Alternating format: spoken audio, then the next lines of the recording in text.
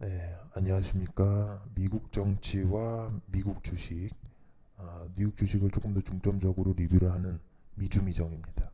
네, 오늘서부터 저는 미국 주식과 미국 정치 관련된 방송을 여러분께 좀 정보와 이런 정보를 방송화시켜서 여러분께 전달드리려고 합니다. 예, 많은 구독과 좋아요 부탁드립니다.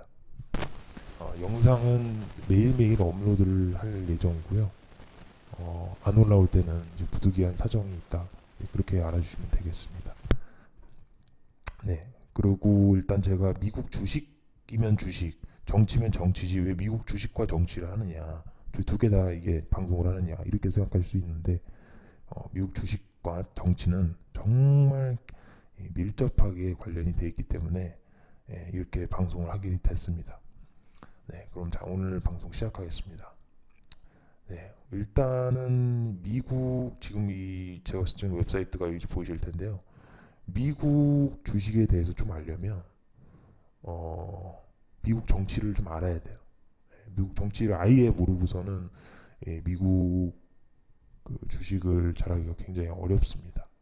그렇기 때문에 미국 정치를 보려면 일단 이런 무료로 된 웹사이트들 있죠. 뭐 CNN이나 뭐, 뭐 이런 폭스 비즈니스나 뭐 블룸버그와 같은 이런 비즈니스나 정치 이렇게 주로 무료로 이제 정리해주는 웹사이트들이 여러 군데가 있는데 이렇게 들어가서 이제 보시면 돼요.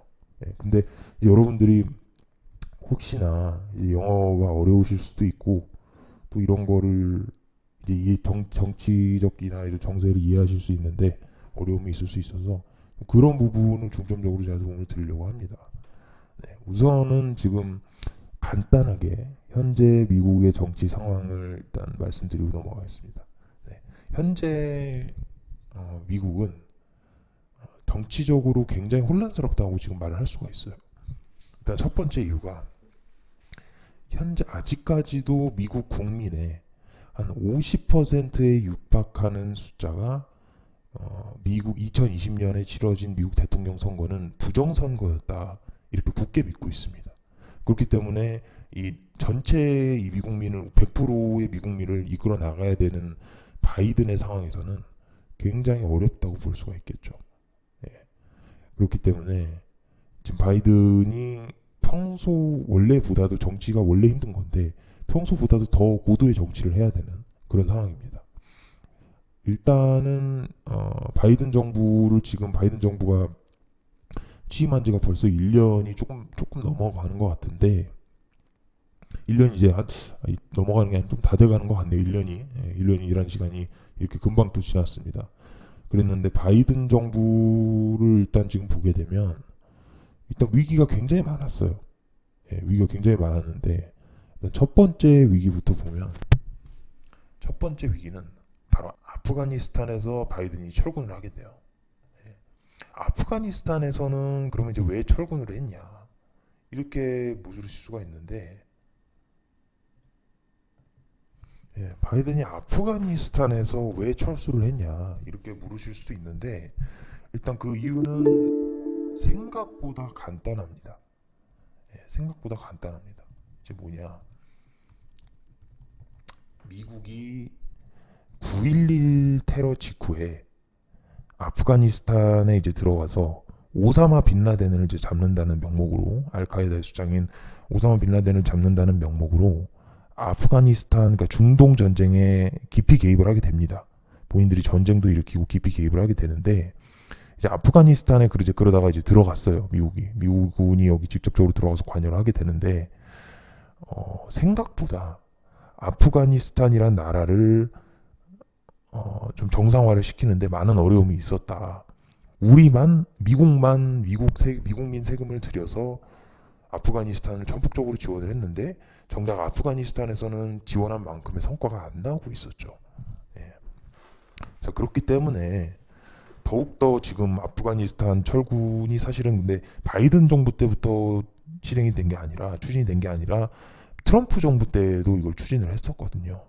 예. 바이든이 단독으로 내린 결정으로 보기는 어렵다 이렇게 볼 수 있죠. 예, 그래서 바이든이 이제 아프가니스탄에서 철수한 이유는 그러니까 결정적인 이유는 이거예요. 더 이상 아프가니스탄 같은 나라에 미국민 세금을 낭비하지 말고 차라리 철군을 해서 그 돈을 다른 데에 투자하자. 뭐 인프라 기반 시설이나 인프라스트럭처 빌이라 그래서 그 미국의 인프라를 강화하는 법안이 이제 최근에 통과가 됐죠. 이제 그런 법안이나 다른 어떤 중국 대중 압박에 좀 더 투자를 하자. 이런 취지로 사실은 그 아프가니스탄에서 철군을 하게 됐는데 문제는 이거였죠. 아프가니스탄에서 철군을 하는 과정에서 미군이 10명 넘게 죽었습니다. 예. 미군이 이제 왜 죽었냐 이제 이렇게 생각하실 수가 있는데 이제 미군 이제 아프가니스탄 철수를 하는 미군 철수를 하는 과정에서 탈레반이나 IS로 추정되는 어떤 인물들이 폭탄 테러를 일으킵니다. 공항에. 예. 공항에 폭탄 테러를 일으켜서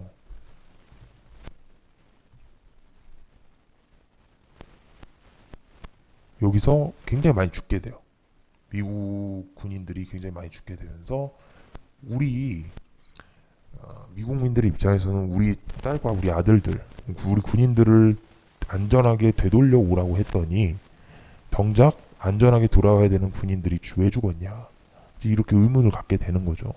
그러면서 점점 이제 이 정부에 대한 이제 불신이 생기기 시작했는데 이제 이런 불신이 생기기 시작했습니다. 미국에서. 예, 미국 국민들이 나는 이제 바이든 지금 뽑아놨더니 살짝 이상한데? 라는 이런 이제 의구심을 갖기 시작하죠. 그랬는데 두 번째 위기가 닥칩니다. 두 번째 위기. 두 번째 위기는 뭐냐?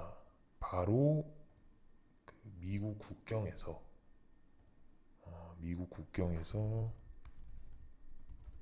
보시면 국경에서 불법 이민 이 심각해지기 시작합니다.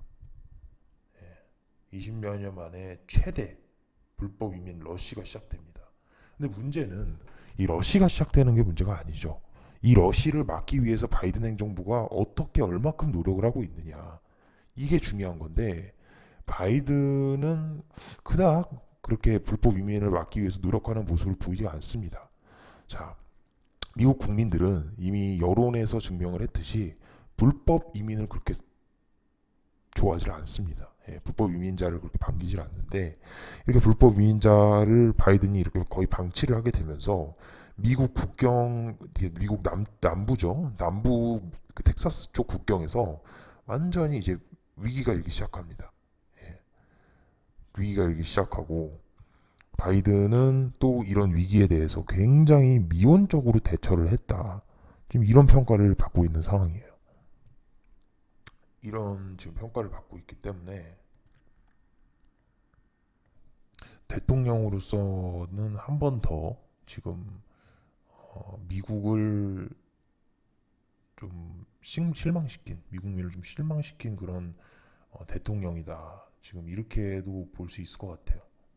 그랬는데 세 번째 위기가 터지죠. 세 번째 위기는 뭐냐? 바로 인플레이션입니다. 자, 미국 인플레이션 역대 지금 30년 만에 1990년 이래로 30년 만에 미국 소비자 물가 지수가 최대폭으로 상승을 합니다. 예. 그래프에서 보시면 아시겠지만 엄청나게 지금 상승을 했어요. 일단은 원인은 일단 뭐 여러 가지가 있죠. 일단은 유가 상승으로 인해서 이제 운송 비용도 상승을 하다 보니까 전체적으로 그러니까 모든 물가가 다 오를 수밖에 없는 상황도 있었는데 또 두 번째는 미국이 지금 코로나 작년 3월 이후로 사실상 제로금리를 했죠. 제로금리 이제 통화정책을 폈는데 제로금리 통화정책을 펴면서 어떤 제로금리 통화정책도 단점인데 그 대표적인 단점으로는 엄청나게 늘어난 화폐량이 결국에는 인플레이션을 초래한 게 아닌가. 미국에서 정말 양적 완화를 정말 유례 없는 수준으로 양적 완화를 했는데 이 부양책이나 이런 거를 엄청나게 국회에서 빠른 속도로 통과시키고 경기를 이제 부양시키려는 어떤 움직임을 보이면서 엄청난 달러가 미국에 풀리게 됐죠. 참고로 미국에서 여태까지 미국 건국 이래로 생산된 모든 화폐의 40%는 지난 1년간 나왔다. 지난 1년간 찍어졌다라고 할 정도로 그 정도로 지금 심각한 상황입니다. 예. 그 정도로 지금 미국에 많은 돈이 풀리게 됐죠. 예. 그래서 지금 이제 금리를 올리냐 마냐 이게 또 굉장히 중요한 게 금리하고 주식은 정말 뗄래야 뗄 수 없는 관계죠. 예. 금리가 올라가게 되면 자동으로 주식은 좀 조정을 받을 수밖에 없어요. 뭐 주식이 제가 폭락을 한다 이렇게는 말씀드리기 어려운데 좀 그동안에 확실히 제로 금리 시대 때의 어떤 주식의 상승폭과 비교해 보면 이제 금리를 올리기 시작하면 이 정도의 상승폭은 좀 보기 어려울 것이다. 금리를 올리고도 꾸준히 상승할 수가 있어요. 근데 이제 이전처럼 저희가 지난 한 1년 한 6개월 동안 경험했던 1년 한 8개월이죠. 8개월인가요? 8개월 동안 경험했던 이 정도의 상승폭은 다시는 보지 못할 것이다. 이런 얘기가 있어요.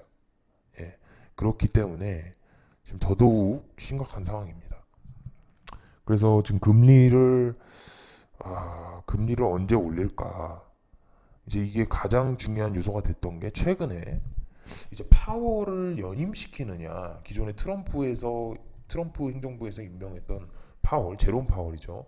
이분인데 이분이 제롬 파월인데 이분을 연임시키느냐 아니면 민주당 측 인사인 연준 내에서 확실한 민주당 측 인사인 브레이너드를 새로운 연준 의장으로 임명시키느냐가 엄청 중요한 관건이 됐었죠. 예, 엄청 중요한 관건이 됐었는데 바이든은 결국에는 변화보다는 안정을 선택하게 되죠. 예. 파월을 연임시키는 것보다는 브레이너드를 이제 새로운 연준 의장으로 임명하는 것보다는 그동안 네가 잘했잖아. 그러니까 파월을 연임시키는 게 훨씬 더 안정적으로 이 어떤 경제 상황에 대처할 수 있다. 이렇게 판단한 것 같아요. 예. 한마디로 어떤 정치적 이득보다는 그래도 안정을 택한 건 결정이라고 볼 수 있는데 이제 시장의 반응은 좀 굉장히 지금 굉장히 양극화된 반응을 내놓고 있는 상반된 반응을 내놓고 있는데 브레이너드를 임명하면 브레이너드는 굉장히 비둘기파이기 때문에 금리 인상을 늦출 것이다. 이런 전망이 굉장히 지배적이었어요. 예. 브레이너드는 금리 인상을 하지 않을 것이다. 금리 인상을 최대한 늦게 할 것이다. 자, 근데 이제 문제는 여기서 발생하죠. 자, 그동안 연준 의장을 해왔던 파월이 연임이 되는데 이게 과연 악재일까 호재일까? 이게 문제입니다. 이게 주식시장에 굉장히 큰 영향을 줄 건데 제 개인적인 의견으로 지금 파월이 하는 걸 보면 조기 금리 인상을 할 사람이라고 봐요, 저는. 예. 조기 금리 인상이 어떻게 되는 거냐? 현재 이제 테이퍼링을 지금 미국에서 하고 있죠. 실시한다고 이제 하고 있는데 테이퍼링을 이제 150억 달러씩 줄여 나가는 거를 예를 들면 두 배인 300억 달러씩 이제 줄여 나간다고 합니다. 예. 300억 달러씩 이제 기존에 줄이던 거에 1을 줄였으면 이제부터는 2씩 줄여 나가면서 더욱더 빨리 금리 인상을 할 수 있도록 이제 환경을 만들겠다. 금리를 올려서 인플레이션만큼은 자기가 똑똑히 잡아내겠다라고 하는 게 지금 파월의 이 생각이 아닌가, 네, 이렇게 보고 있습니다. 그래서 아마 그 이제 물가 지수나 이런 게 이제 또 나와봐야 할 텐데 물가 지수가 하여튼 심각해요. 예, 지금 물가 지수란 게 미국에서 실질적으로 가스값이 폭등을 했죠. 예, 더 뜨거워지고 있어요. 점점 이렇게 보시는 것처럼 이 소비자 물가 지수가 정말 역대 최대로 계속 오르고 있습니다. 이 인플레가 이렇게 계속되면 파월로서는 정말 어쩔 수 없이 금리를 조기 인상할 수밖에 없는 그런 이 환경이 마련이 되는 거거든요. 그렇기 때문에 이 점을 좀 주시할 필요가 있다고 생각합니다. 네, 일단 오늘은 이쯤에서 방송을 마치겠습니다. 다음번에 또 방송을 지속적으로 업로드 할 테니까 꼭 기대해 주시고요. 네, 미주미정 시청해주신 거 정말 감사하게 생각합니다. 영상 재밌게 보셨다면 구독과 좋아요 부탁드립니다.